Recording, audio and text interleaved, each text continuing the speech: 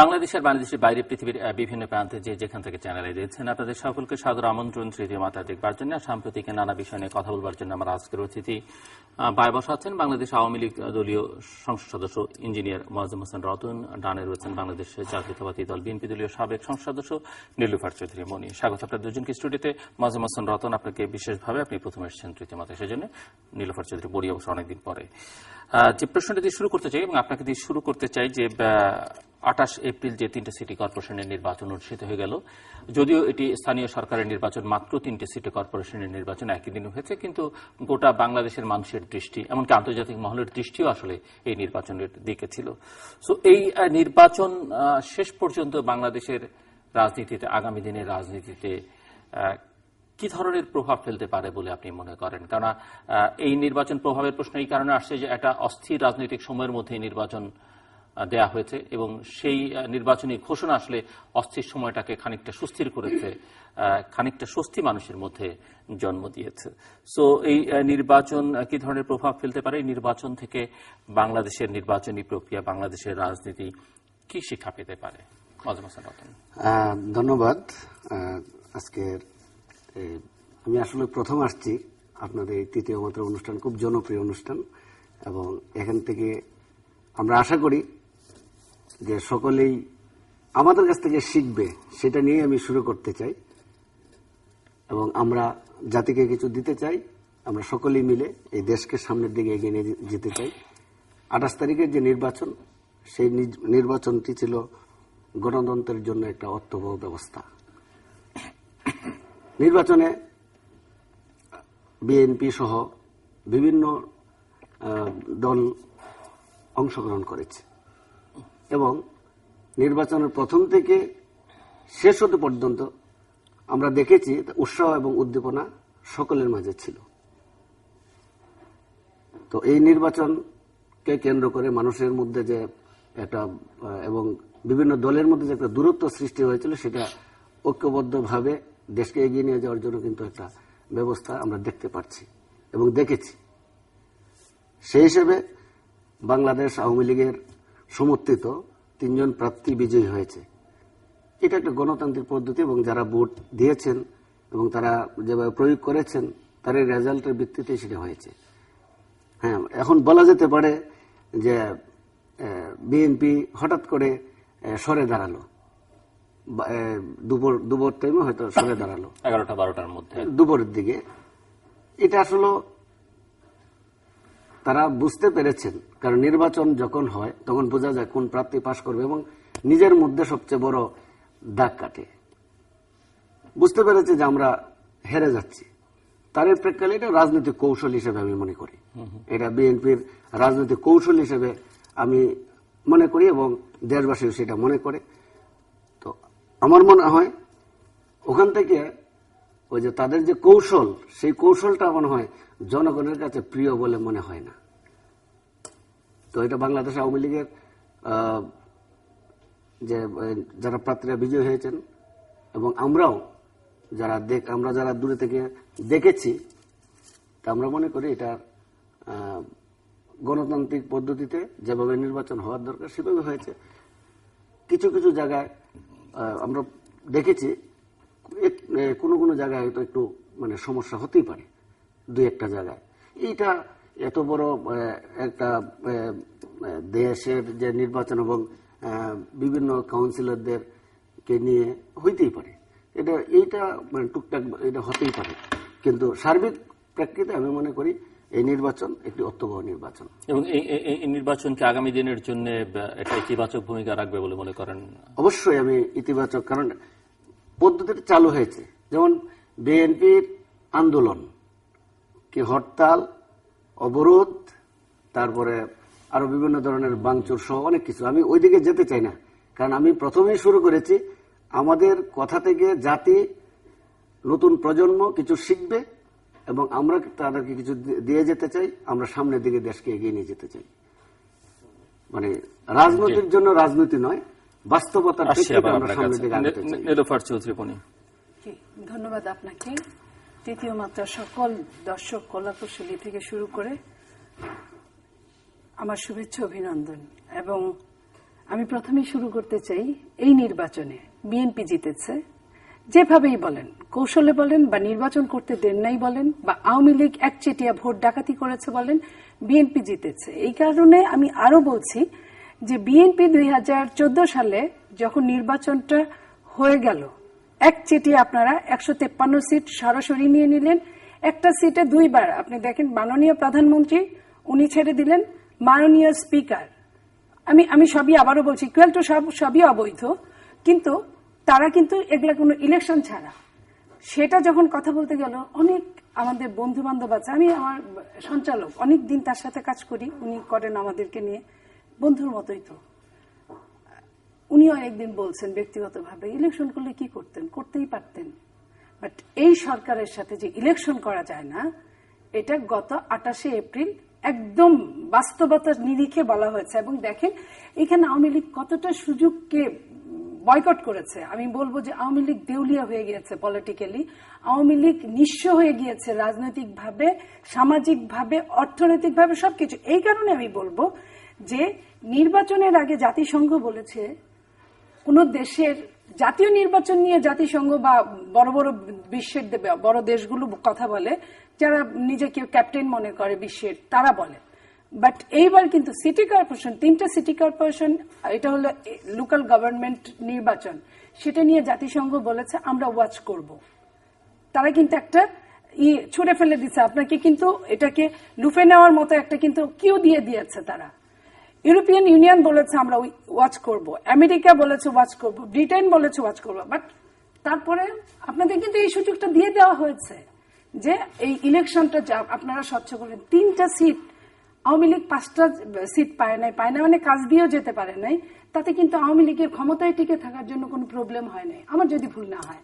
এই 3টা সিট দিলে কি হতো, বিএনপি আন্দোলনের রাস্তা থাকতো না, যে বিএনপি ইলেকশনে আসছে 3টা সিট পাইছে, মানে দেওয়া নেওয়ার কথা না, যদি নিরপেক্ষভাবে ইলেকশনটা আপনারা করতে দিতেন। আপনি এখানে বললেন অনেকগুলো যে বিএনপি বুঝতে পেরেছে তাই বিএনপি বয়কট করেছে, বা বিএনপি এখানে কৌশলের আমার একটা ছোট প্রশ্ন আছে, মানে ওনার কথার সূত্র যে বিএনপি কি আসলে সরে দাঁড়িয়েছে? প্রথমত হয়তো বিএনপি তো অংশ নেয়নি, সমর্থন দিয়েছে, আওয়ামী লীগও যেমনটা করেছে সেটি নিয়ম, তারপরে ধরে নিলাম যে বিএনপি তার প্রার্থীদের সরিয়ে নিয়েছে, কিন্তু শুধুমাত্র তো মেয়র প্রার্থীদের। হ্যাঁ, বিএনপি এটা নিয়ে কোনো কথা বলে নাই, কমিশনার নিয়ে। শোনেন, আমি এই যে একটা জিনিস আপনারা এই জায়গাটাই ভুল করেন, কমিশনার নিয়ে যে কথাটা বলেন, আমি ব্যক্তিগতভাবে ধানমন্ডিতে থাকি, হাজারীবাগ, ধানমন্ডি সহ অনেক এলাকা ওইদিকে এবং উত্তরে দক্ষিণে প্রার্থী দিতে পারে নাই। তার মানে কি বিএনপির কর্মীর অভাব? বিএনপির লক্ষ লক্ষ কর্মী হতে পারে, ঢাকায় জীবন দেওয়ার মতো কর্মী কম, কারণ জীবন এত বেশি নিয়ে নিয়েছেন যে সালাউদ্দিন থেকে শুরু করে, আমি কথা বলছি গতকালকে পিন্টু, নাসিরুদ্দিন আহমেদ পিন্টুকে আপনারা মেরে ফেললেন। এটা মেরে ফেলা, আমি বলবো একটা সাবেক সংসদ সদস্য, সাবেক ছাত্র নেতা আপনারা মেরে ফেললেন। এরকম বহু ইলিয়াস আলী থেকে শুরু করে, আপনি যেহেতু সিলেটের কৃতি সন্তান, হ্যাঁ শেষটুক যাই হোক না কেন কৃতি সন্তান, তো সেইখানে আপনারা এই কারণে তো এমনি বিএনপি ভীত থাকে, বিএনপি 10-15 হাজার নেতারা জেলখানায় পচে মরছে, এবং জেলখানা কত কস্টলি এবং কত কষ্টের, এটা আমার মনে হয় একজন লিডার হিসেবে আপনি জানেন। চিৎকাত বোর্ডিং এর মতো এদিকে কাজ করে থাকলে রাতে 1000 টাকা দিতে হয়, ওদিকে, যদিও এটা আমি জানি না, শোনা কথা যারা বের হয়ে আসছে। এখন আমি বলছি যেটা, যে যারা নমিনেশন জমা দিতে পারে না, কিভাবে পারে না, এটা জিল্লুর ভাইয়ের প্রতিদিনই আমি এই টকশো দেখেই ঘুমাই, কেউ এই কথাটা হয়তো বলে নাই, আমি খেয়াল করেছি যে যারা নমিনেশন ফর্ম কিনেছে তাদের বাড়িতে গিয়ে ওসি পর্যন্ত থ্রেট দিয়ে আসছে যে তুমি কি গুম হতে চাও, কমিশনার ক্যান্ডিডেটদের বেলায় তুমি গুম হতে চাও, তুমি কি মার্ডার কেসের আসামি হতে চাও, বাস পুরানো মামলা খাইতে চাও, এলাকায় থাকতে চাও, তোমার ভাই বাপ কি থাকতে চায়, যদি থাকতে চায় তাহলে এই ফর্ম ফিল আপ করবা না। একটা মানুষের কাছে তার পরিবার বড় না তার একটা কমিশনার পদটা বড়? নিশ্চয়ই পরিবারের চেয়ে, নিজের জীবনের চেয়ে বড় না। এরা মানে নমিনেশন ফর্ম জমা দিতে পারে নাই, গেল একটা। দ্বিতীয়ত হলো যে যারা আপনার পুলিং এজেন্ট, 1 সপ্তাহ যাবত আমাকে দক্ষিণে, আমি ভোটার, মির্জা আব্বাস সাহেব আমাকে নিজে ফোন করে 2 দিন বলছে আমি মনি হাজারীবাগের কোনো এজেন্ট পাচ্ছি না। কেন পাচ্ছি না তুমি দেখো তো এখানে, কেন পাচ্ছি না, এজেন্ট পাচ্ছি না এই কারণে যে এজেন্টকে ঠিক করা হয়, এজেন্টের তো নাম ঠিকানা তো সিসির ওখানে পাঠাতে হবে, সেই এজেন্টের বাড়ি গিয়ে সাথে সাথে খবর জানার সাথে সাথে কপিটা এই যে কালকে বোধহয় আসম আব্দুর রব বলেছে যে 14 দলে যোগ দিয়েছে সিইসি, নির্বাচন কমিশন 14 দলে যোগ দিয়েছে। সো দ্যাট নির্বাচন কমিশন নিয়ে আমি আর ওরকম কিছু বলতেও চাই না। এই জায়গায় আপনার প্রত্যেকটা এজেন্টকে বাড়ি বাড়ি গিয়ে যে প্রেশার ক্রিয়েট করা হয়েছে, বাড়ি বাড়ি গিয়ে আমি যত বড় ভিড় হই না কেন, আমার মা বাবা যদি বলে যে আমার মাথার দিব্যি তুই যাবি না, কিংবা চোখের সামনে ভাইকে ধরে নিয়ে যদি যায়, আপনি দেখেন জনি নামে যে ছেলেটাকে মারলো ছাত্র দলের, 23টা গুলি তার শরীরে পাওয়া গেল। 23টা গুলির কিন্তু দরকার ছিল না। সেই ছেলে কি করেছিল, সে আসামি ছিল অনেকগুলো, অস্বীকার করব না, কিন্তু সে সেই দিন তারকে না পেয়ে তার ভাইকে ধরে জেলখানায় ভরা হয়েছে। সেই ভাইটাকে চুপি সারে জেলখানায় দেখতে গেছিল, ওখান থেকে তাকে ধরে নিয়ে গেল। সো এই সরকার কত নৃশংস খুনি হলে এই কাজগুলো করতে পারে, এটা আমার আসলে আমার বোধগম্যই হয় না। আপনার দেখেন যে এরপরে আপনারা যে, আমি বলবো যে বিএনপি জিতেছে এই কারণেই আমি বলছি, গত 1 তারিখে মার্কিন যুক্তরাষ্ট্রে একটা শুনানি হয়েছে, যেখানে আমাদের বাংলাদেশের একজন কৃতি সন্তান আলী রিয়াদ ছিলেন, আওয়ামী লীগের 22 জন সদস্য ছিলেন, বিএনপিরও কিছু ছিলেন। ওই যে যাতে 22 আর বিএনপির যারা বলছেন তারা দর্শক সারিতে ছিলেন। কিন্তু সেই শুনানিতে কি বলেছে, 2007 সালের মতো আবারও বাংলাদেশে সামরিক হস্তক্ষেপ হতে পারে। 1/11 বিএনপি সহিংসতা তীব্র হলে যে অবস্থাটা হয়েছিল, যেমন ম্যাট সালমান এখানে কিন্তু সাব রিপাবলিকান কমিটির চেয়ারম্যান, উনি নিজে এই বিবৃতিটা দিয়েছেন। এবং আমেরিকার যে আপনারা 2 আনার মন্ত্রী বলেছেন নিশা দেশাইকে, তাকে নিয়ে কয়েকদিন দেখলাম খুব আপনারা ঘোরাঘুরি করলেন, খুব খাওয়াইলেন, যত্ন করলেন। 2 আনার মন্ত্রী হঠাৎ করে 16 আনার মন্ত্রী হয়ে গেল আপনাদের কাছে। হ্যাঁ, সেটা যারা আসছিলেন, তারপরে তারা কি বলে গেলেন, তারা বলে গেলেন মার্কিন পররাষ্ট্র দপ্তর আন্ডার সেক্রেটারি সহ এই ওয়েন্ডি সারম্যান সহ বলে গেলেন সিটি কর্পোরেশনের নির্বাচনে অনিয়ম স্বচ্ছতার সঙ্গে তদন্ত করতে হবে। তার মানে তারা এখনো ওয়াচে আছে, তদন্ত করছে। এখন আপনি বলেন ইউরোপিয়ান ইউনিয়ন সহ এবং সুইডিশের আপনার অ্যাম্বাসেডরকে আপনারা ধাওয়া দিয়েছেন, আপনারা ভোট কারচুপি কিভাবে করেন? আপনারা বলতে পারেন যে বিএনপি তাহলে এত ভোট কিভাবে পেল। আমারও প্রশ্ন, আপনাদের এমপি গোলাম মোল্লা রনি, উনিও ক্যান্ডিডেট ছিলেন, উনি গত 2 দিন আগে একটা জার্নালে লিখেছেন যে 47% ভোট কাস্ট হয়েছে।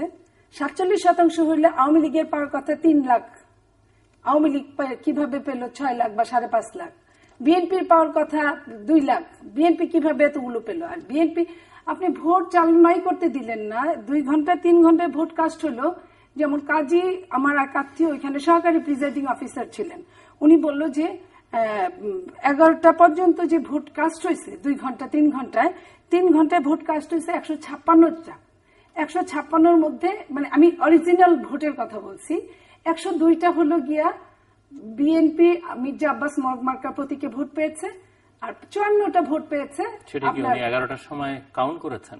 না, পরে ওই জিনিসগুলো ওরা আলাদা করে রেখেছিল যে এই ভোটগুলো কাউন্ট হয়েছে। তারপরে তো ওদেরকে প্রিজাইডিং অফিসারদেরকে তালা বন্ধ করে রেখে, কেচি গেটে তালা বন্ধ করে রেখে তারা সিল মেরেছে। তখন আবার আমাকে ফোন করেছে যে এই অবস্থা হচ্ছে, আমরা কি করব? তো ওখানে কয়েকজন সহকারী অফিসাররা ভিডিও করেছিল, বিকালবেলা বের হওয়ার সময় সমস্ত ভিডিও ফুটেজ একটা একটা করে গালাগালি করছে, তাদেরকে প্রেশার করছে, আপনার লাঞ্ছিত করছে, করার পরে তারা ওই ভিডিওগুলো ডিলিট করে দিছে। এবং যারা ওখানে কিছুটা ভদ্র, ওই 2-4 জন করার আগে নিজেদেরটাও করে ফেলছে, কিন্তু প্রত্যেকটা মোবাইল চেক করে তারপরে ছাড়ানো হয়েছে। এটার নাম কি ভোট? একটা সরকার কতটুকু দেউলিয়া হলে, আপনি একজন শিক্ষিত লোক, আপনি কিন্তু নর্মাল কোন সংসদ সদস্য না, একজন প্রকৌশলী সংসদ সদস্য, আপনি আমার চেয়ে আপনার হিসাবে সমৃদ্ধ। আপনি বলেন যে এটার কি আদৌ দরকার ছিল? আমার মনে হয় যারা সভ্য আওয়ামী লীগার প্রত্যেকে অপমানিত হয়েছে, প্রত্যেকে লজ্জিত বোধ করেছে যে 3টে সিটি কর্পোরেশন না হলে আওয়ামী লীগের তেমন কিছু হতো না।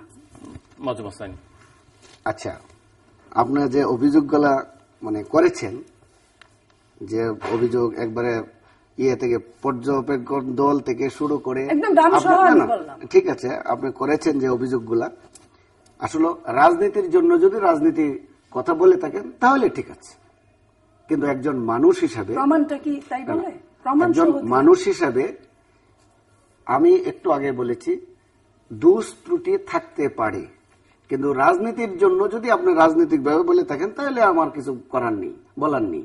কিন্তু বাস্তবতা এই নির্বাচনটা অভিযোগ আজকে উনি বলেছেন 111টা ভোট পড়ছে 11:12:30 না 1.5 ঘন্টায়।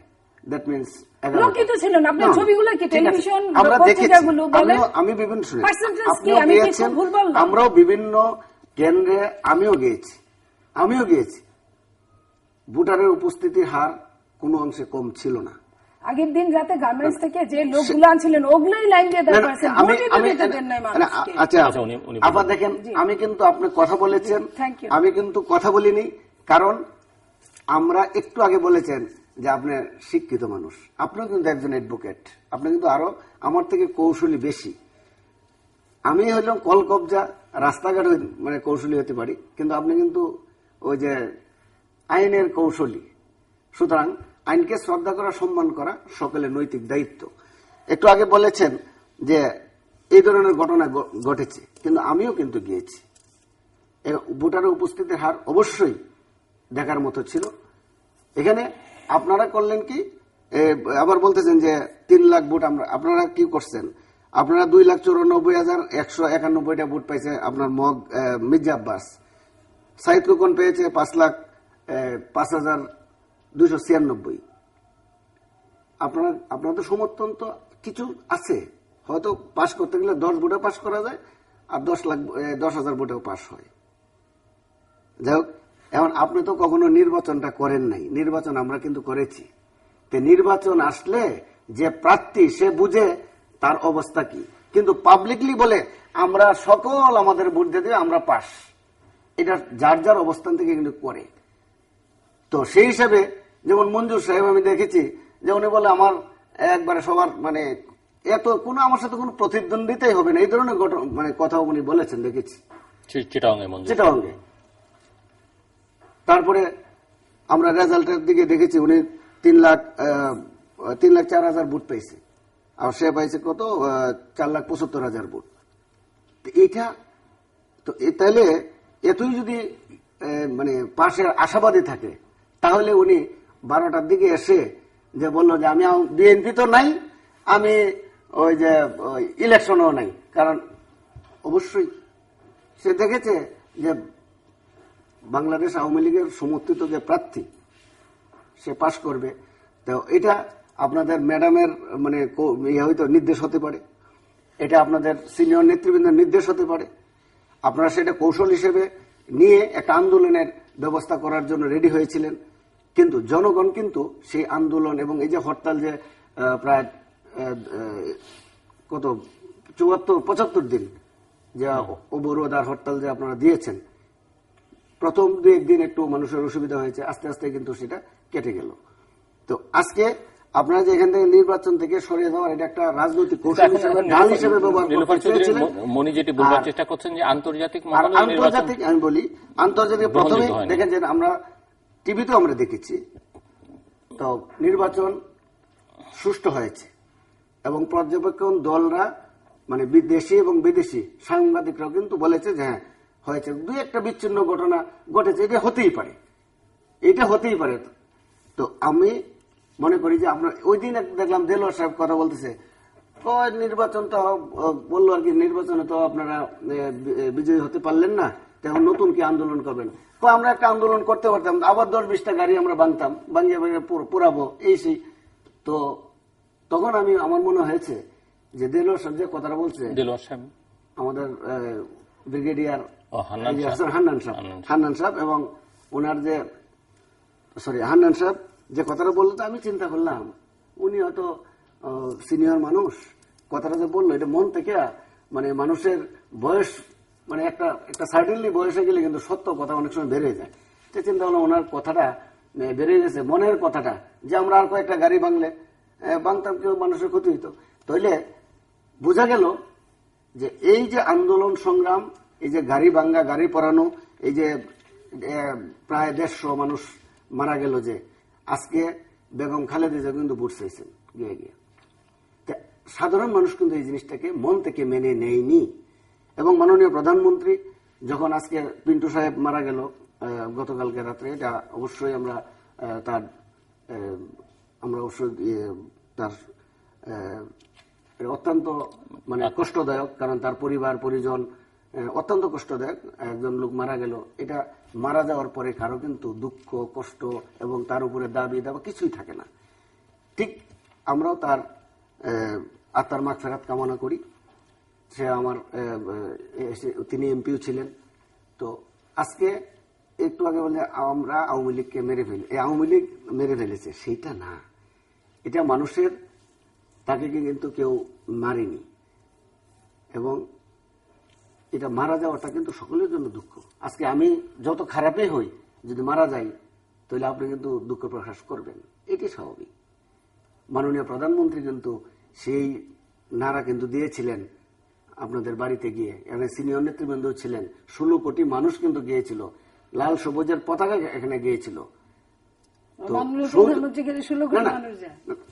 প্রতিনিধি 16 কোটি মানুষের প্রতিনিধি তো গেল। একটা আপনার একজন যদি মারা যায়, আপনার বাড়িতে যদি কেউ যায়, আপনি যদি দরজা লাগাই দেন, এটা কিন্তু ভদ্রতা না। আমরা আন্তরিকতার পরিবেশে আমরা সবকিছু করতে চাই, এই বাংলাদেশকে এগিয়ে নিয়ে যেতে চাই। আজকের এই নির্বাচনটি দরকার ছিল এবং এই দেশের জন্য দরকার ছিল, এবং এই ঢাকাকে এগিয়ে নিয়ে যাওয়ার জন্য কিন্তু এই নির্বাচনটি অত্যন্ত অত্যবহ এবং দরকার। ঢাকা এবং চট্টগ্রামকে নীলোফার চৌধুরী বনি, আজকের এই নির্বাচনটা দরকার ছিল, আমি আপনার সাথে একমত, কিন্তু আজকে না, আরো 8-10 বছর আগে থেকেই দরকার ছিল। আপনারা এই 7 বছর আগে আপনারা ক্ষমতায় আসছেন, প্রায় 6.5 বছর, তখন থেকেই আপনাদের জরুরি ছিল। তা আপনারা সেটাকে একটা ইস্যু হিসেবে ধরে রাখছিলেন। আপনি এতক্ষণ যা বললেন যে নির্বাচন সুষ্ঠু হয়েছে, টেলিভিশনে মানুষ দেখেছে, পত্রিকায় মানুষ পড়েছে, আপনার কথা আমি একটা কথায় 2-1টা পত্রিকার শিরোনাম বলতে চাই। যুগান্তর লিখেছিল পরের দিন, ভোট জালিয়াতির মহোৎসব, সকালেই অধিকাংশ ভোট কেন্দ্র দখল। মানবকণ্ঠ লিখেছিল অনিয়ম, দখল, সিল আর বর্জনে শেষ হলো ভোট। সকালের খবর লিখেছিল নির্বিঘ্নে ভোট ছিনতাই। যায় দিন লিখেছিল আবার দখল ও বর্জনের সিটি নির্বাচন। এগুলো কিন্তু সবই সরকার সমর্থিত পত্রিকা। টেলিভিশনগুলো যা দেখিয়েছেই। আমি আপনার মতো আরেকজন শিক্ষিত লোকের জন্য এটুকু বলতে চাই, একটা সময় আমরা পড়েছিলাম গুণীজনদের একটা কথা, যে শিক্ষা মানুষকে মহৎ করে, বুদ্ধিবৃত্তি মানুষকে অগ্রসর করে, শিক্ষা এবং বুদ্ধিবৃত্তির সংযোগ মানুষকে মহান করে।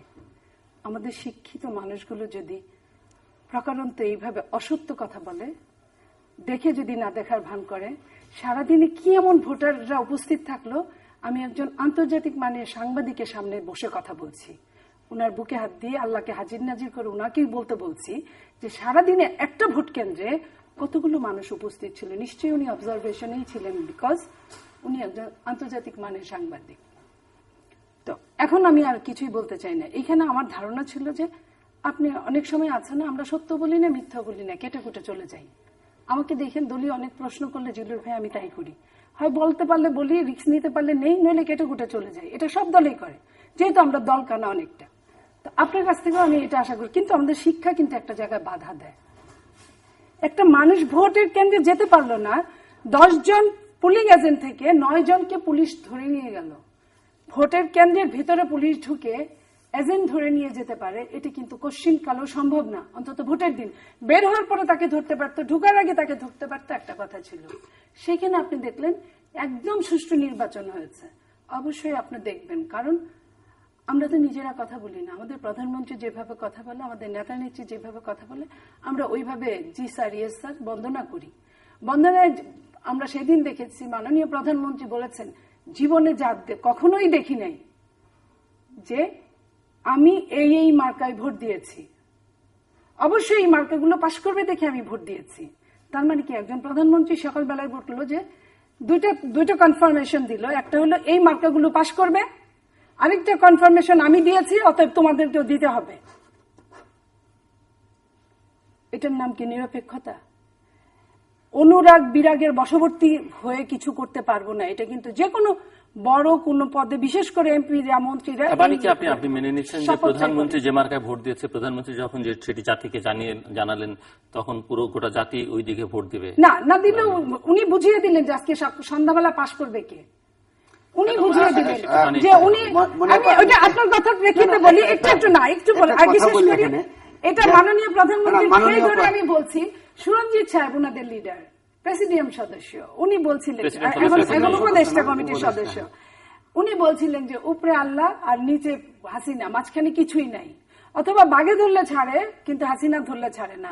সেই হাসিনা বলছে, কিংবা আনিসুল হক বলছিলেন যে প্রধানমন্ত্রী যার দিকে তাকে একটা হাসি দেয়, মুচকি হাসি দেয়, তার জীবন সেরা নেতা হয়ে যায় রাতারাতি, আর যার দিকে একটু রাগত্ব স্বরে তাকায় তার জীবনটা শেষ। এখান থেকে কি প্রমাণ করে না যে প্রধানমন্ত্রী সেদিন কি বলছে, তার ফলে আমরা সন্ধ্যাবেলা কি দেখেছি? এটা অনেকটা ওই যে ওরকম ওই যুক্তিবিদ্যার ফেলাসিগুলো আমরা পড়তাম না, এই ফেলাসির মতো, যদি আপনি এটা বুঝবেন না। আর আপনি একটা কথা বলছিলেন যে আমি নির্বাচন করি নাই। যারা নির্বাচন করে তারা তো হলো গিয়া নায়ক কিংবা নায়িকা, কখনো কখনো খলনায়ক খলনায়িকাও হয়, কিন্তু যারা তাদেরকে দিয়ে নির্বাচন করায়, যারা রাস্তায় নামে, ভোটাররা কোন দিকে তারা কিন্তু তাদের চেয়ে ভালো বুঝে। কোনো আজ পর্যন্ত আপনি দেখেন নাই যে কোনো প্রার্থীকে কেউ বলেন না যে দিব না, বা একটা মুচকি হাসি দেয়, ভোট দেখবার না দেখ, হয়তো হ্যাঁ করে না, নাও করে না, হাসি দেয়, হাসি থেকে প্রার্থী মনে করে ইয়াস আমি আমি আমি কামিয়াব। বাট যে তারপরে তারা ছাড়া যারা যান ভোট চাইতে, বা প্রিজাইডিং অফিসার, পুলিং এজেন্ট, বা আপনার প্রতিদিন যারা করে তারাই জানে। সো দ্যাট আপনি ওই জায়গায় আমার অভিজ্ঞতা একটু বেশি, আমি বলতে চাই অভিজ্ঞতা বেশি, এবং অনেক নির্বাচনে কোঅর্ডিনেটর হিসেবে অনেক কাজ করেছি, সো দ্যাট আমি আপনার চেয়ে কম বুঝবো, জনগণের হৃদয়ের কথা অবশ্যই আপনি বুঝবেন। আমি কি বলেছি যে আপনি অবশ্যই কৌশলী, কিন্তু প্র্যাকটিক্যাল ফিল্ডের কৌশলী না। কারণ আমরা সাধারণ মানুষের কাছে গিয়ে সমর্থন নিয়ে কিন্তু নির্বাচিত হয়ে ভাষায় কথা বললেন, নির্বাচন সুষ্ঠু হয়েছে, সিএসি বলেছে, সিএসির দ্বারা এটা মানায়। কারণ পাঁচটা অফিসারদের জন্য যেটা সত্যি ঠিক হয়, একজন রাজনীতিবিদদের জন্য এটা ঠিক না।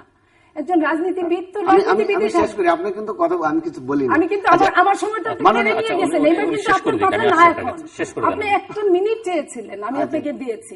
এখানেই বুঝেন শিক্ষিত মানুষগুলো আমরা কতটা অপব্যবহারে আমরা অভ্যস্ত হয়ে গেছি।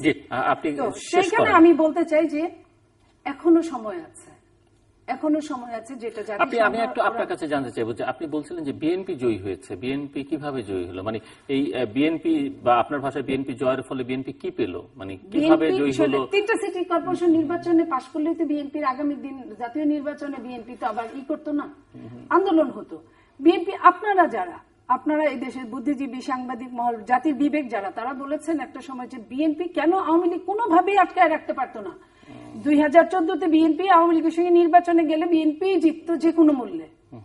বিএনপি যে কোনো মূল্যে জিততো না, এটা কিন্তু বিএনপি যারা বিএনপি নিয়ে সারাদিন কাজ করে, খালেদা জিয়া থেকে শুরু করে কাদম্বিনী মরিয়ায় প্রমাণ করিল যে সে মরি আছে।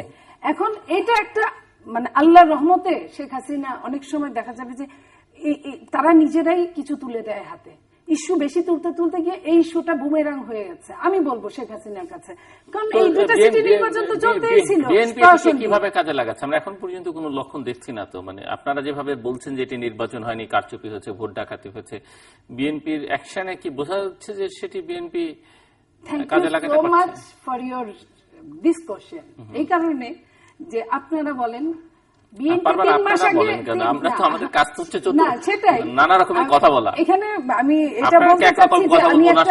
আমি একটা জাতিগত ভাবে বলছি, আপনি না। আপনারা যে কথাটা বলেন যে বিএনপি আপনার আন্দোলন, এই যে এতগুলা লোক মারছে, এই করছে, ওই করছে, বিএনপি কিন্তু শান্তিপূর্ণভাবে অবরোধ দিয়েছিলেন। সেই আন্দোলনটাকে যারা অশান্তিপূর্ণ করেছে সরকারি দল এবং তার ছত্রছায়া, এই জন্যই আমি বলছি যেখানেই যখন অ্যারেস্ট হয়েছে, দেখা গেছে নারায়ণগঞ্জে অ্যারেস্ট হয়েছে আওয়ামী লীগের নেতা, বোমা পাওয়া গেছে আওয়ামী লীগের নেতার ওইখানে, চিটাগাং আওয়ামী লীগের অফিসে বোমা পাওয়া গিয়েছে, আপনার রংপুরে কি বলে ওই যে 14 গ্রামের ওইখানে যে অতগুলো লোক মারা গেল, ওখানে সঙ্গেই দাঁড়ানো ছিল পুলিশ। তো পুলিশের সামনে যখন একটা মানুষ এই দুর্ঘটনাগুলো ঘটায় গেল, তারা কিন্তু ধরতেও পারল না, এবং আজ পর্যন্ত তথ্য প্রমাণ সহকারে কিন্তু বিএনপির কাউকে বলতে পারেন না যে হাতে নাতে এই বোমা সহটা ধরছে। বোমা সহ একটা মানুষ তো দৌড়েই যায়, দৌড়ে তার খুব বেশি দূরে যেতে পারে না।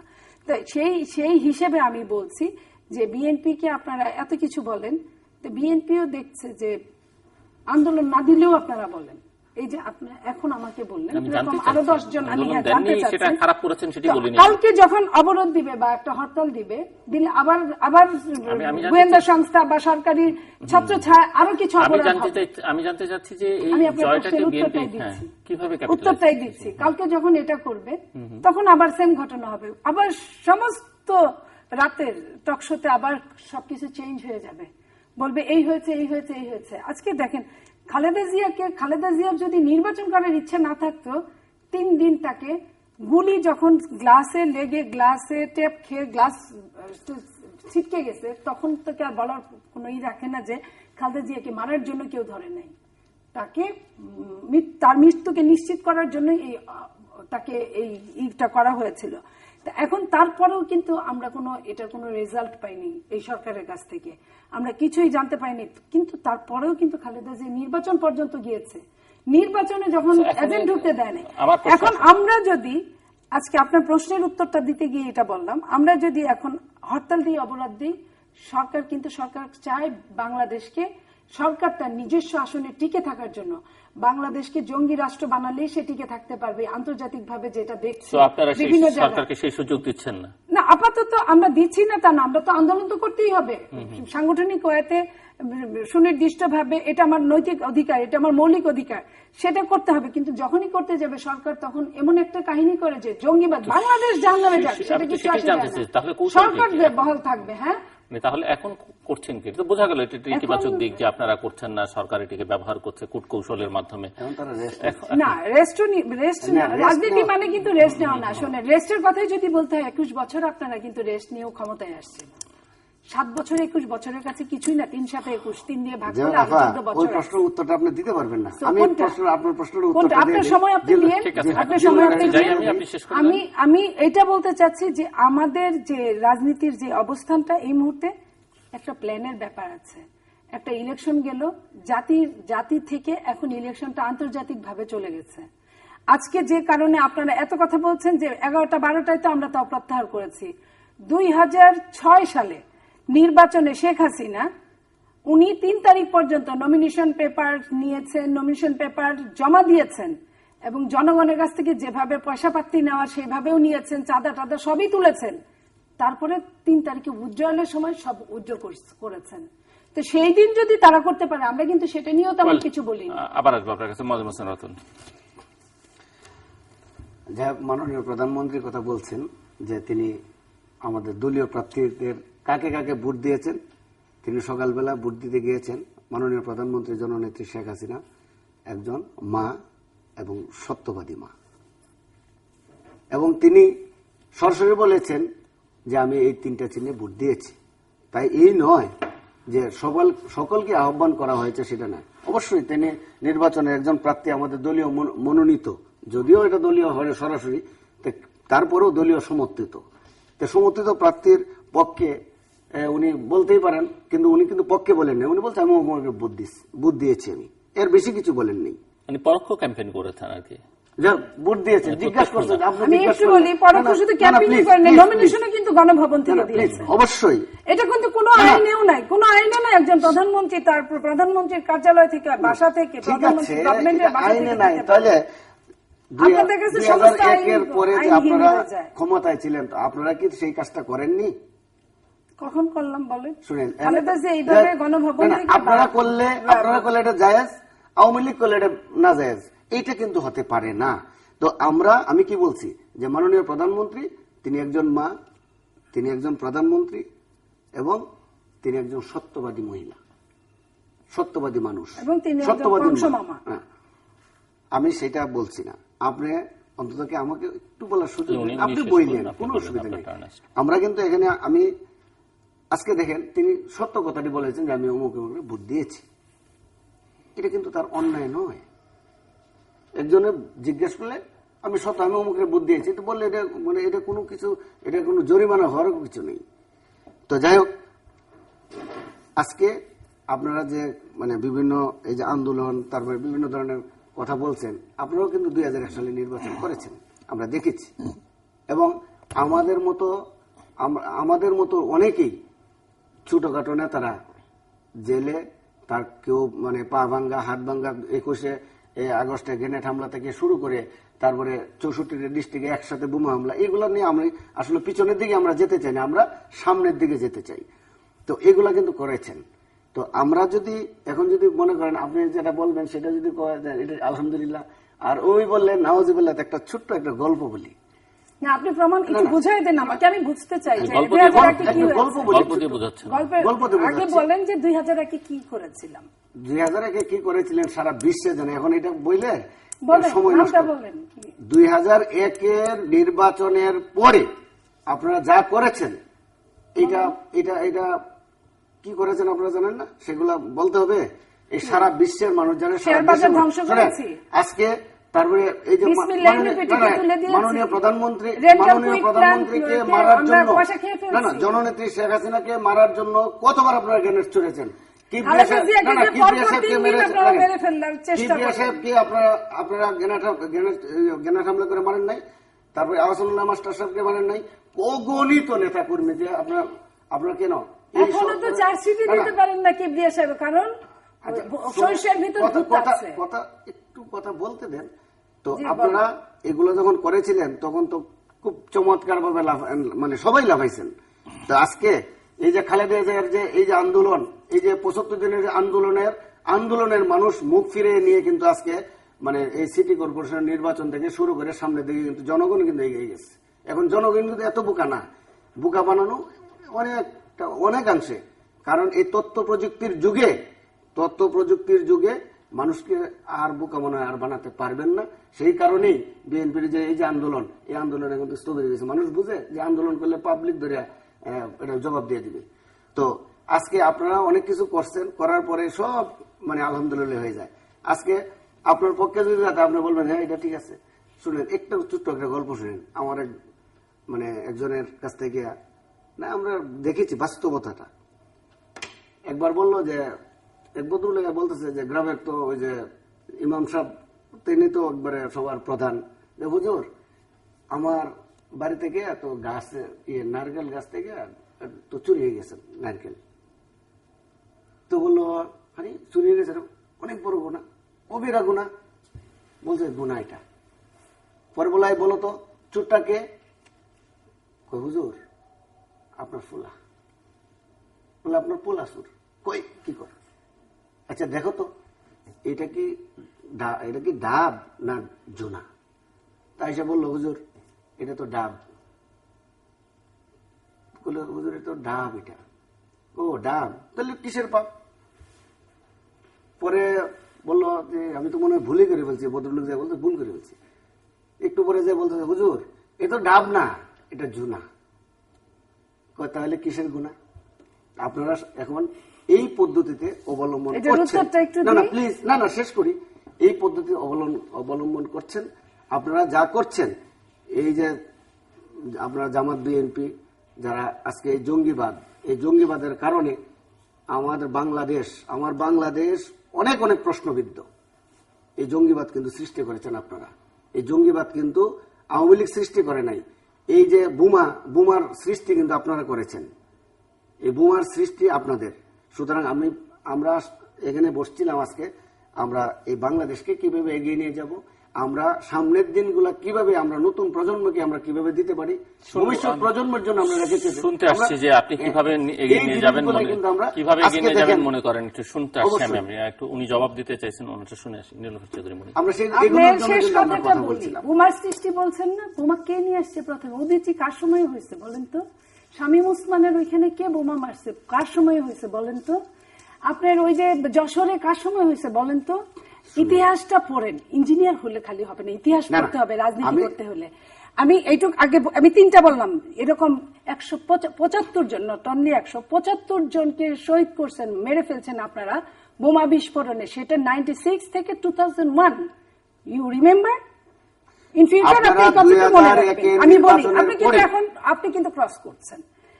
আপনার গল্পটা শোনেন, আপনার ক্রসটার আপনার কাহিনীটার, আমি আপনার মতো কাহিনী বলতে পারবো না, কিন্তু কাহিনীটার জবাব দেই। আপনাদের যে বীর বিক্রম ছিলেন এক সময়, জনাব কাদের সিদ্দিকী, যাকে ছাড়া আপনাদের বীর উত্তম, যাকে ছাড়া আপনাদের যে নেতা চলতে পারতেন না, সেই কাদের সিদ্দিকী বলেছেন কয়েকদিন আগে, এই আপনার 15/4/2015-তে কীর্তনখোলা কেজি স্কুলে তার এক সমাবেশে বলেছেন, খালেদা জিয়া মার খেয়েও কাঁদতে পারেনি, শেখ হাসিনা মার দিয়েও কেঁদেছে।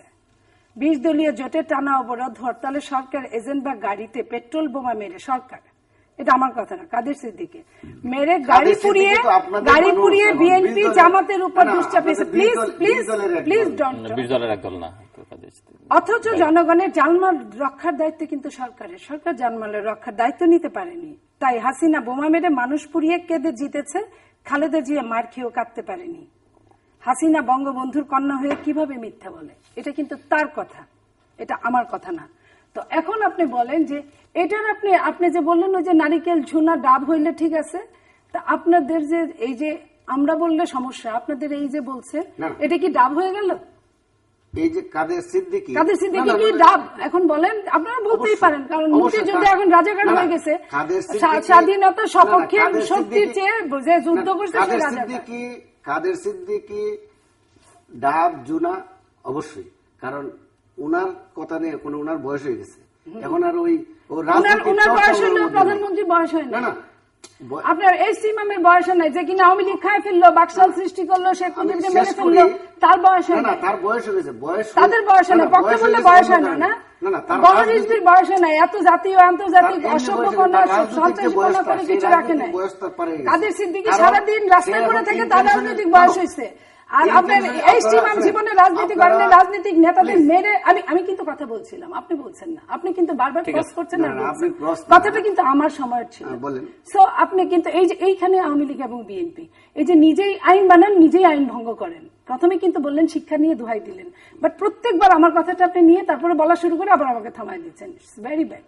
তো আমি যেটা বলছি যে কাদের সিদ্দিকীর জন্য যেটা বয়স হয়ে গিয়েছে সেটা কিন্তু এইচ ইমামের জন্য প্রযোজ্য, সুরঞ্জিত সেনগুপ্তের জন্য প্রযোজ্য, তুফাইল আহমেদের জন্য প্রযোজ্য, শেখ হাসিনার জন্য প্রযোজ্য, তারপরে কি গহর রিজভির জন্য প্রযোজ্য, আরো কতগুলা বলবো, তাদের অনেকের জন্য, যেমন জামালপুরের আমাদের এমপি মন্ত্রী ছিল যে কি বলে হীরা মিয়া, রেজাউল করিম, তাদের জন্য প্রযোজ্য। আওয়ামী লীগের এতগুলো বৃদ্ধ লোকরে আপনি ইয়াং বানাই দিলেন আর কাদের সিদ্দিকীকে বৃদ্ধ বানাই দিলেন, এটা তো ঠিক না। এখন আপনি যদি ঝুনাকে যদি আপনি ডাব বানান, আমার কোনো কিছু বলার নাই, আপনি মুখে বলেন যে হ্যাঁ কাদের সিদ্দিকী ডাব, আমার কিছু বলার নাই।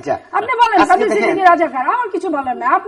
আপনি রাজাকার বললেন রাজাকার হবে না, এটা আমি বলছি কি বয়স হয়ে গেছে কেন, কারণ যে লোক দল পরিবর্তন করে কিংবা ওই একই দলে থেকে মির্জাফরগিরি করে, এদের এই ধরনের হয়। এই তো তাহলে একটু বলি, জামাত যখন কুষ্টিয়ার সমানে দল বদল করে আওয়ামী লীগ হয়ে যায়, তখন কোনো সমস্যা হয় না। শেষ করি, এটা একটা সার্টেনলি টাইম আছে, মানুষের যে কোনো জিনিসের রেস্ট এন্ড রিক্রিয়েশন একটা ব্যাপার আছে। সে একবার বীজ দল, একবার আপনার মানে আপনাদের সাথে যোগাযোগ করে আপনাদের বন্ধু হয়, আবার এখান থেকে সূত্র হয়। সুতরাং এই ধরনের মানুষের কাছ থেকে আমরা ভালো কিছু আশা করতে পারি না। যখন যার সাথে টার্গেট নিয়ে সেটার সঙ্গে কথা শেষ করি। তো আপনি যে কথাটি বলছেন, এখানে কাদের সিদ্দিকী আপনাদের এই এখন পারপাস সার্ভ করছে, সুতরাং উনি আপনার ভাষায় কথা বলবে, এটাই বাস্তবতা। আমি কাদের সিদ্দিকী আপনাদের লোক, আমার হিসাবে বলি, শত্রু মানে আমার বন্ধু। কাদের সিদ্দিকীকে আমি ভালো সার্টিফিকেট নিয়ে তৃতীয় মাত্রা করতে আসিনি, আমি যেটা তার যে কথাটা আমার পছন্দ আমি লুফে নিয়েছি। শুনেন, বাংলাদেশ আওয়ামী লীগের মাননীয় প্রধানমন্ত্রী জননেত্রী শেখ হাসিনা কিন্তু সেই বঙ্গবন্ধু রক্ত তার মধ্যে। এই আওয়ামী লীগের সময় আপনি দেখেন যে আজকে কাদের সিদ্দিকীর যে অবস্থাটা, কাদের সিদ্দিকী কেন সরিল এটা আপনারাও জানেন, কারণ তার নীতিগত অবস্থা ভালো ছিল না বলেই কিন্তু সে কিন্তু এখান থেকে বিদায় করা হয়েছে। তাকে লতিফ সিদ্দিকীর অবস্থা আপনি চিন্তা করেন, সে এখানে অন্যায় করেছে বলেই মাননীয় প্রধানমন্ত্রী কিন্তু এতটুকু ছাড় কিন্তু তাকে দেয়নি। এখনো তো তার এমপি তো আছে, তাহলে কিভাবে ছাড় দিল না? একজন রাষ্ট্রদ্রোহী ব্যক্তি, একটা ধর্মদ্রোহী ব্যক্তি কিভাবে আপনি ছাড় দিল না? প্রধানমন্ত্রী এতটুকু ছাড় কি নির্বাচন হয়েছে? মাননীয় প্রধানমন্ত্রী প্লিজ, এখানে আপনাকে বুঝতে হবে যে মা মাটি মানুষ, বঙ্গবন্ধু এবং বাংলাদেশ, এই জিনিসগুলো একটু ভাবেন, দেখবেন দেখবেন আপনার নিজের কাছে ভালো লাগবে। নিজের কাছে ভালো লাগে, সত্যকে সত্য বলুন, সাদাকে সাদা বলেন, কালোকে কালা বলেন। আজকে দেখেন বাংলাদেশ কিন্তু এগিয়ে যাচ্ছে। গত 6 বছরের অর্থনীতি দিকে আপনি চিন্তা করেন, আজকে এই ঢাকা শহরটার কথা চিন্তা করেন, ফ্লাইওভার, তারপরে এদিকে হাতিঝিল থেকে শুরু করে ডেভেলপমেন্ট কিন্তু অত্যন্ত চমৎকার। এই ডেভেলপমেন্টকে মানুষ পছন্দ করে, পাশাপাশি এই ডেভেলপমেন্টের যার মানে একাত্মতা আছে, যার ছোঁয়া আছে, তাকেও মানুষের পছন্দ করে। সেখানে ডেমোক্রেসি না থাকলেও চলবে নাকি? না, ডেমোক্রেসি তো থাকতেই হবে, সেইটার নিয়ে তো কোনো কম্প্রোমাইজ নেই, অবশ্যই সাউন্ডস গুড। এটাও থাকতে হবে। তো মানুষ কিন্তু উন্নয়ন চায়, মানুষ কিন্তু একটু ভালোভাবে থাকতে চায়, মানুষ কিন্তু শান্তি চায়, এবং এই দেশকে মানুষ যেভাবে মুক্তিযুদ্ধের সময় ঝাঁপিয়ে পড়ে স্বাধীনতা অর্জন করেছিল, সেই স্বাধীনতা তারা মানে আনন্দে ভোগ করতে চায়। আজকের এই কিছুদিন আগে যে অহেতুক যে আন্দোলনটি হয়েছে, এই আন্দোলন থেকে কিন্তু সাধারণ মানুষ কিন্তু শিখেছে, আমরাও শিখেছি, আপনারাও কিন্তু এখন শিখেছেন যে না, আন্দোলন করে কোনো রেজাল্ট আসে না, এই মানে অনৈতিক আন্দোলন করে কোনো ভালো ফলাফল আসে না, এটা আপনারা বুঝেছেন। তো যাক, সেই জন্য আমি আপনার বিএনপিকে আমি ধন্যবাদ জানাই, তারা অন্তত বুঝেছে। নতুবা নির্বাচনে ফেল করার পরেই হরতাল আর অবরোধ দেওয়া শুরু করতো, কিন্তু তারা এবার দেয়নি, তারা বুঝেছে। এবং আমাদের হান্নান শাহ যে কথাটি বলেছেন, এই তার কথার উপর আমি তাকে ধন্যবাদ জানাই। তিনি বুঝেছেন যে আমরা কয়েকটা গাড়ি ভাঙলে আর কি হতো। তো তারা আপনারা যে গাড়ি ভেঙেছেন, এবং এই গাড়ি ভাঙ্গা এবং পুরার কারণেই মানুষ কিন্তু আজকে সিটি কর্পোরেশন নির্বাচনে আপনাদেরকে সমর্থন দেয়নি, বাস্তবতা এটা। এবং যার নেতৃত্বে গাড়ি পোড়ানো হয়েছিল তিনি কিন্তু আবার প্রচারণায় নেমেছেন, এটাও কিন্তু মানুষের মনে আছে। শেষ প্রান্তে আমরা 3 মিনিট সময় আপনার জন্য কনক্লুড করবার জন্য। আপনি বলেছেন যে অর্থনীতি খুব উন্নতির দিকে, ফাইন, ভালো বলেছেন। জিডিপির গ্রোথটা হয় কিন্তু ওই বিদেশে যারা আছে আমাদের 1 কোটি ভাই বোনেরা, তাদের টাকা পয়সা দিয়েই আমরা যত তাফালিং করছি। আর যেটা দেশীয় টাকা, যেগুলা ট্যাক্স টুক্সের যে টাকা, সেগুলা কিন্তু আপনারা ওই জিডিপি যাদের টাকা রেমিটেন্সের টাকা আসছে, তাদের টাকাও কিন্তু আপনারা বাইরে পাচার করে দিচ্ছেন। আর গণতন্ত্রের কথা, গণতন্ত্র থাকছে, আপনি জিল্লুর ভাইয়ের উত্তরে বললেন, গণতন্ত্র তো থাকলো। এরকমই তো হলো যে সবাই জিতলো, হারলো শুধু নির্বাচনটা, আর কেউ কিন্তু হারে নাই, নির্বাচনটা হেরে গেল। নির্বাচন না গণতন্ত্রের, এটা কিন্তু নির্বাসন হয়েছে। আপনি বলছেন গণতন্ত্র থাকছে, আছে। আপনাদের গণতন্ত্র তো এই ধারারই গণতন্ত্র। এখন এই ধারার গণতন্ত্রকে যদি আপনারা বলেন যে আপনার জনপ্রিয়তা, আপনি নির্বাচনের কথা বলছেন, আপনি কি একবারের জন্য বলেছেন যে এই যে বারবার করে বললেন যে কেন আমরা আন্দোলনটা করলাম? 2014 সালের নির্বাচনটা কি অনেস্টলি ছিল? এটা কি কোনো নির্বাচন ছিল? একজন শিক্ষিত জাতির কাছে কি এটা কোনো নির্বাচন? আপনি বললেন যে বিএনপি তো মানে কিছুই করার নাই। আমি আপনাকে একটা উন্নত দেশের উদাহরণ দিচ্ছি, যে ডেমোক্রেট পার্টি কিন্তু অনেক বড়, অনেক দিন যাবত আমেরিকায় আছে। এই 2 টার্ম আসার আগে কিন্তু প্রায় 48 বছর, মানে এই 2 টার্মের আগে এক টার্ম হিলারি ক্লিন্টন সাহেবের আগে 48 বছর পরে ক্লিন্টন প্রথম আসছে। তার আগে কিন্তু তারা টানা কয়েকটা সরকার তারা ছিল। তারপরে রিপাবলিকান কিন্তু অনেকদিন ছিল, থাকতে থাকতে কি হয়েছে, এখন কিন্তু অনেক দিনই রিপাবলিকান ক্ষমতায় নেয়। এটা কিন্তু উন্নত গণতন্ত্রের কথা আমি যদি ধরে নিই, এটা ক্ষমতায় থাকা না থাকা কিন্তু গণতন্ত্রের জন্য শক্তিশালী বিরোধী দল দরকার। ক্ষমতায় থাকা না থাকার কিন্তু এখানে প্রশ্ন আসে না। দেখা গেছে যে শ্রীলঙ্কায় আমি স্টেট ডিপার্টমেন্টে যখন আমি ফেলো করতে যাই, তখন শ্রীলঙ্কার সরকারি দল বিরোধী দল দুইটাই ছিল। সরকারি দলের চেয়ে বিরোধী দল অনেক অনেক পিছনে ছিল তাদের সংখ্যাটা, কিন্তু পরবর্তীতে আমরা কি দেখেছি, ওই সরকারের আমলেই কিন্তু তারা আবার ক্ষমতায় আসছে।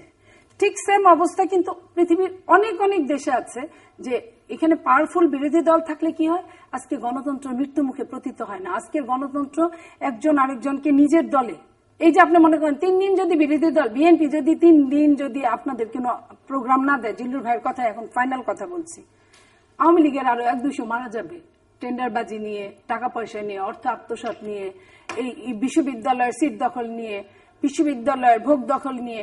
তো এই যে মারা যাবে, এরকম কিন্তু 75-এও হয়েছিল। আর ওই 71-এও শুনেছি সিনিয়রদের কাছে বা দাদাদের কাছে যে 9 মাস যখন যুদ্ধ করেছে, সেপ্টেম্বরের আগে কিন্তু যুদ্ধ তেমন ফলপ্রসূ হয় নাই। ওই মৈত্রী বাহিনী আর মিত্র বাহিনী যখন যোগ হয়েছে, তখনই যুদ্ধটা আমাদের দিকে বেশি আসছে। তো ওই সেপ্টেম্বরের আগ পর্যন্ত বা 9 মাস মানুষ মনে করছে আর বোধহয় হবে না, বোধহয় পাকিস্তান আবার নিয়েই যাবে। ঠিক তেমনই কিন্তু আবার ওই 75-এ এরকম হয়েছে। যে এরকম এত এত কিছু একদম একদিনে সব সারা জীবনের জন্য প্রধানমন্ত্রী, সারা জীবনের জন্য রাষ্ট্রপতি, ঠিক তেমনি এরশাদের সময় 9 বছর, সেটা কিছুটা দেখার সময় হয়েছিল। কারণ এরশাদের সময় আমি স্কুলে পড়ি, শেষ করি আমি স্কুলে পড়ি, কলেজে পড়ি, বিশ্ববিদ্যালয়ে পড়ি। আমি এরশাদের সময়টাই আমার রাইজিং সময়টা, মানে বড় হওয়ার। আমি এরশাদের সময় দেখেছি 9 বছর, মানে মনে হয়েছে যে এই রাতের বোধহয় শেষ নাই। রাত যত গভীর হোক, ভোর ততই সমাগত। হয় আমি শেষ করতে পারবো, না হয় জিল্লুর ভাই শেষ করতে পারবে, না হয় সামনে যে ক্যামেরাম্যান গুলো আছে ওরা একদিন বিগড়ে যাবে, কলাকুশলীরা শেষ একবার হবে, যেভাবেই হোক হবে। তবে শেষ হওয়ার আগে আমি চাই শিক্ষিত রাজনীতিবিদ যারা আপনাদের মতো, তারা যেন বেঁচে থাকে। তারা বেঁচে থাকলে দেশের কিছুটা মঙ্গল হবে। এবং তারা বেঁচে থাকার জন্য তাদের কি করতে হবে, যে যেটাই আমার দল করুক, আমি অন্তত বলতে চাই আমার জবাবদিহিতে, ট্রান্সপারেন্সি আমার থাকবে এবং আমি আমার কথাটা বলবো। তখন কিন্তু দেখবেন যে ওই ক্যামেরাম্যান যখন এখানে 300 দিন 600 আমরা আসি, 600 লোকের মধ্যে কিন্তু তারা জানে কোন লোকটা কেমন। মারতে গেলেও যেন বলে যে না আরে এটা মনিয়া পায়, আরে মারা যাবে না, বা একটু কমই মারি, বা একটু কম বকা দিই। এই জিনিসটা যেন করে, এই দিকটাই লক্ষ্য রাখেন। কারণ আমরা চাই শিক্ষিত জনগণটা যদি বেঁচে থাকে, আগামী দিন টাইডে নাইডে করে হলো, কেটে কুটে হলো, আমরা আমাদের সন্তানদের আরেকটু ভালো জায়গায় নিয়ে যেতে পারি। আসলে আপনি যে বাংলাদেশের উন্নতির কথা বলছেন, উন্নয়নের কথা যে একটা নেগেটিভ ভাবে বলছেন, যে এই টাকা বিদেশে পাচার হচ্ছে, সেটা কার সময় হয়েছে, মানে টাকা ফেরত এবং আনা হয়েছে। এবং যে দেশের প্রধানমন্ত্রী কালো টাকা সাদা করে ট্যাক্স ফাঁকি দেয়,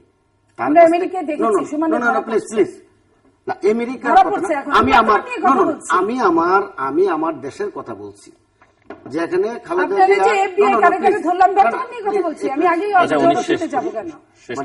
যেখানে খালেদা জিয়া বেগম জিয়া নিজেই কালো টাকা সাদা করেছেন এবং উনি ট্যাক্স ফাঁকি দিয়েছেন, তারেক জিয়ারও ব্যত্যয় নেই, সেম।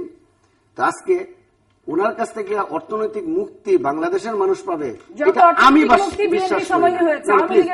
আমি কিন্তু আপনার প্রশ্নে আমি কোনো কথা বলিনি। ঠিক আছে, শেষ টাইমে আপনি এই ধরনের কথা বলবেন, আমি তো জবাব দিব না।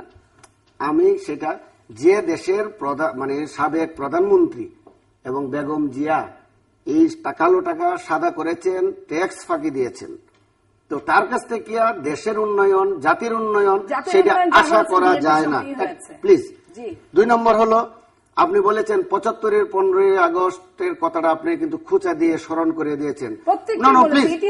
প্লিজ 75-এর 15ই আগস্ট এই বাংলাদেশে আপনারা নতুন ভাবে সৃষ্টি করার জন্য বারবার জঙ্গিবাদের উত্থান করছেন, যেটা সাধারণ মানুষ সহ আমরা কিন্তু কামনা করি না। এবং আপনি একজন শিক্ষিত মানুষ হিসেবে আপনার কাছ থেকে এটা অবশ্যই আমরা আশা করি না। প্লিজ না, স্মরণ করে না আপনারা যে ইতিহাস সকল ইতিহাসেই থেকে মানুষের শিক্ষা নেয়, কিন্তু সেই জিনিসটা কিন্তু আবার স্মরণ করে দিচ্ছেন, কিন্তু আপনারা ইশারা দিচ্ছেন, প্লিজ ইশারা দিচ্ছেন। তো আমরা এই ঘটনা আপনি তখন হয়তো জন্ম হলেও বয়স কিন্তু বেশি ছিল না। তো যাই হোক, নতুন ভাবে চিন্তা করেন, নতুন ভাবে ভালো মন মানসিকতা অবশ্যই পরিবর্তন নিয়ে সামনের দিকে আমরা আগাতে চাই এবং ভালো কিছু দিতে চাই। আপনার সন্তান, আমার সন্তানকে আমরা কিছু শিখে, মানে এই যে আমাদের সেই কালো রাত্রি গুলা স্মরণ না করে আমরা একটা নীল আকাশ আমরা দেখতে চাই, সেই দিকে চিন্তা করেন। আপনি আরো বলেছেন যে আমাদের আজকে দেখেন গ্রাম অঞ্চল থেকে শুরু করে আমাদের সকল জায়গায় কিন্তু উন্নয়নের ছোঁয়া, মানুষের মধ্যে সৌহার্দ্যপূর্ণ সম্পর্কের ছোঁয়া কিন্তু লেগেছে। আপনারা মাঝে মধ্যে একটু হুট করে কয়েকদিন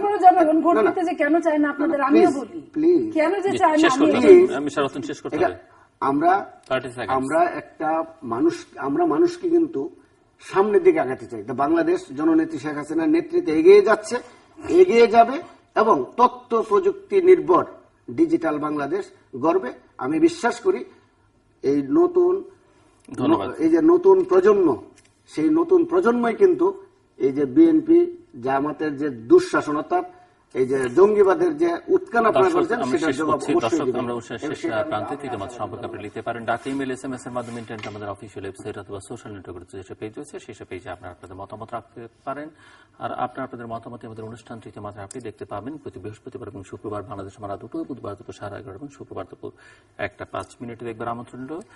নীলভর চৌধুরী মনি এবং মজুর হোসেন রতন, অসংখ্য ধন্যবাদ আপনার দুজনকেই। দর্শক মণ্ডলী, দুজন রাজনৈতিক কথা বলছিলেন, তবে রাজনৈতিক পরিস্থিতিটা খানিকটা সুস্থির। এটি জনগণের জন্য স্বস্তির, যদিও এটি স্থায়ী স্বস্তি নয়, এটি বুঝতে যাদের বোধবুদ্ধি আছে সবাই মোটামুটি জানেন। কিন্তু এই স্বস্তির সময়টা আমরা আশা করবো যে আমাদের রাজনৈতিক বিবদমান পক্ষগুলো দেশে একটি কিভাবে ভালো নির্বাচন হতে পারে সেই প্রক্রিয়াটি খুঁজে বের করবার জন্য নিজেদেরকে নিয়োজিত করবেন, সমঝোতায় আসবার চেষ্টা করবেন। কে জিতলো, কে হারলো, সৎ যোগ্যরা জিতলো না বা দুর্বৃত্তরা জিতলো, এগুলো এখন প্রধান বিবেচ্য বিষয় না। প্রধান বিবেচ্য বিষয় হওয়া উচিত বাংলাদেশের সামনে যে একটি ভালো নির্বাচন বাংলাদেশ কিভাবে করতে পারে, সকল পর্যায়ের নির্বাচন। এবং আমরা আশা করব যে আমাদের রাজনৈতিক নেতৃত্ব এবং অন্য যারা স্টেক হোল্ডার আছেন তারা সবাই মিলে এই লক্ষ্যে এখন কাজ করবেন এবং এই সুস্থির সময়টাকে কাজে লাগাবার চেষ্টা করবেন। দর্শক, আমাদের সঙ্গে থাকবার জন্য অসংখ্য ধন্যবাদ। আপনাদের সবার জন্য শুভকামনা।